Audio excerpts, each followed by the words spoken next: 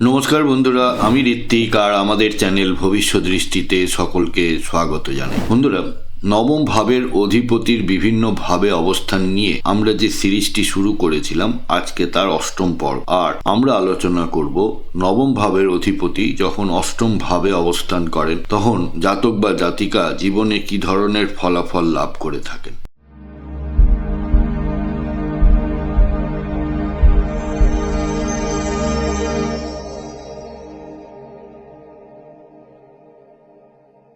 বন্ধুরা, আপনারা যারা আমার চ্যানেলটি অলরেডি সাবস্ক্রাইব করেছেন তাদেরকে জানাই আমার অসংখ্য ধন্যবাদ ও কৃতজ্ঞতা। যারা এখনো সাবস্ক্রাইব করেননি তাদের কাছে আমার বিনীত আবেদন, চ্যানেলটি সাবস্ক্রাইব করুন এবং পাশে থাকুন।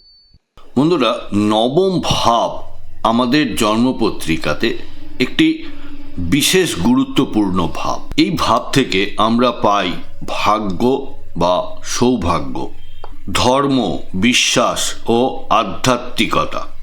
পিতা, গুরু ও মেন্টরকে পাই, অর্থাৎ যাদের থেকে আপনি কিছু শিক্ষা লাভ করেন। এছাড়া রয়েছে উচ্চ শিক্ষা। আমরা বেসিক এডুকেশন কোথা থেকে পেয়েছি না, 4th হাউস থেকে পেয়েছি। এরপরই বেসিক থেকে যখনই আমরা অ্যাডভান্সড বা হায়ার এডুকেশনে যাব তখন আমাদের 9th হাউস থেকে দেখতে হয়। বন্ধুরা, অষ্টম ভাব আমরা এমনিতেই জ্যোতিষতত্ত্বে অষ্টম ভাবকে খারাপ ভাব বলে ধরা হয়, কারণ এই অষ্টম ভাব থেকে আমরা পীড়া বা কষ্টকে দেখে থাকি। আবার অষ্টম ভাব মানে হঠাৎ পরিবর্তন ও রূপান্তর, কোনো গোপন বিষয়, কিছু রহস্য এবং কিছু গবেষণা, দীর্ঘায়ু ও সংকট, উত্তরাধিকার এবং ইন্স্যুরেন্স থেকে প্রাপ্তি। অর্থাৎ এই প্রাপ্তিগুলো হলো না খেটে রোজগার বা না খেটে পয়সা পাওয়া। 9th লর্ড যখন 8th হাউসে অবস্থান করে সেক্ষেত্রে ভাগ্য হঠাৎ ঘটনার মাধ্যমে প্রকাশ পায়। অর্থাৎ এমন কিছু আপনার জীবনে ঘটনা ঘটলো যার মাধ্যমে আপনার লাইফটা যে খাতে বইছিল, যে ধারায় চলছিল সেখান থেকে অনেকটা বদলে গেল। এটাকেই আমরা ট্রান্সফরমেশন বলি। এটা ভালোর দিকেও হতে পারে বা খারাপের দিকেও হতে পারে। এই ট্রান্সফরমেশনটা সংকট জীবনে গভীর পরিবর্তন নিয়ে আসে। ধর্ম ও আধ্যাত্মিকতা রূপান্তরের সহায়ক হয়। অর্থাৎ 8th হাউস চাইছে ট্রান্সফরমেশন আর 9th হাউসের থেকে আমরা ধর্ম আধ্যাত্মিকতা পাচ্ছি, সেইটা হেল্প করছে ট্রান্সফর্ম করতে। শুভ ফলগুলির মধ্যে সংকট থেকে শক্তি অর্জন, গবেষণা ও গুপ্ত বিদ্যায় সাফল্য লাভ, হঠাৎ ধন লাভ বা উত্তরাধিকার সূত্রে প্রাপ্তি, আধ্যাত্মিক উন্নতি। এই কম্বিনেশনের যে জায়গাটা সব থেকে বেশি মিনিংফুল সেটা হচ্ছে এনারা যদি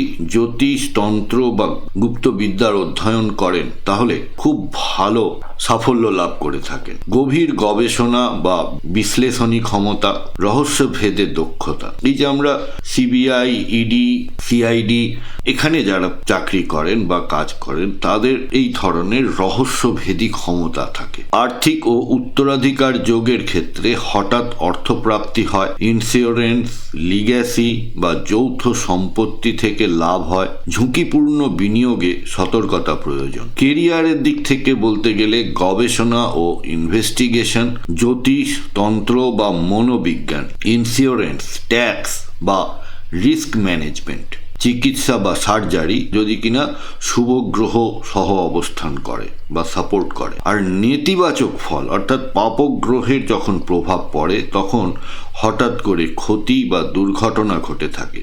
8th হাউস থেকে আমরা দুর্ঘটনাকেও দেখে থাকি। মানসিক ভয় ও অনিশ্চয়তা, ধর্মীয় বিশ্বাসের সংকট। প্রতিকার হিসেবে বলবো গভীর সাধনা ও ধ্যান করুন, গুরুর নির্দেশ অক্ষরে অক্ষরে মেনে চলুন, দান ও সেবা। যারা সংকটগ্রস্ত, যারা অসুবিধায় পড়েছে তাদেরকে দান ও সেবা করুন, ঝুঁকি এড়িয়ে চলুন।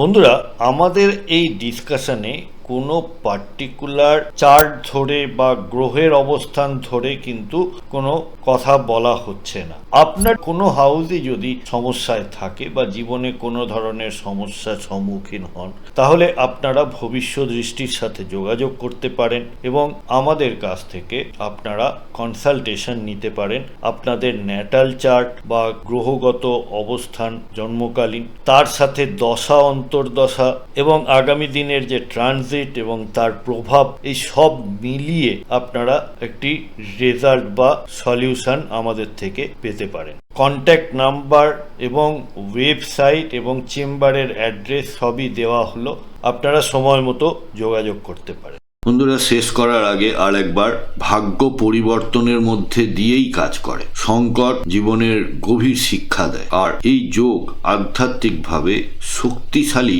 মানুষ গড়ে তোলে। বন্ধুরা, আপনাদের জন্মপত্রিকাতে কারোর কি নবমপতি অষ্টমে অবস্থান করছেন? আপনারা কি ধরনের রেজাল্ট পেয়েছেন যদি আমাকে কমেন্ট বক্সের মাধ্যমে জানান। বন্ধুরা, প্রতিবেদনটি কেমন লাগলো আমাকে অবশ্যই লিখে জানাবেন কমেন্ট বক্সের মাধ্যমে।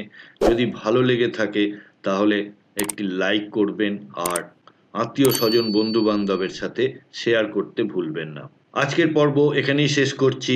সাথে থাকার জন্য অনেক ধন্যবাদ।